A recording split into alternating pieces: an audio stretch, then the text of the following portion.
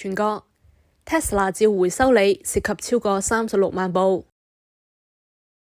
全國公路交通安全局接到 Tesla 嘅通知，佢哋嘅電動車全自動駕駛功能 FSD 軟件可能會增加碰撞嘅風險，現正召回修理362758部車輛。根據召回嘅維修文件， FSD 嘅功能軟件版本可能會導致 Tesla 汽車喺十字路口有唔安全嘅行駛，例如到咗十字路口，汽車可能會直駛穿過只准右轉嘅車道，或者當遇到有停車指示牌嘅時候，汽車會喺不完全停下嘅情況下繼續向前行駛，又或者喺閃爍黃燈信號時並冇小心道路嘅情況。而其他嘅風險包括系統對於限速指示牌有轉變時反應不足。Tesla 嘅補救措施係透過電信傳遞軟件更新。受到今次召回維修影響嘅車輛係涉及以下嘅型號：2016年至2023年 Model S 及 Model X，2017年到2023年 Model 3，2020年到2023年 Model Y。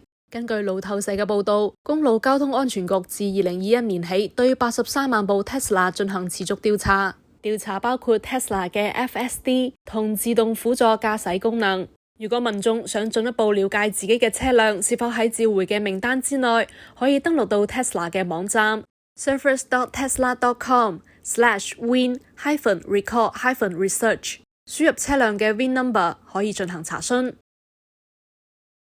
天下衛視記者編輯報道。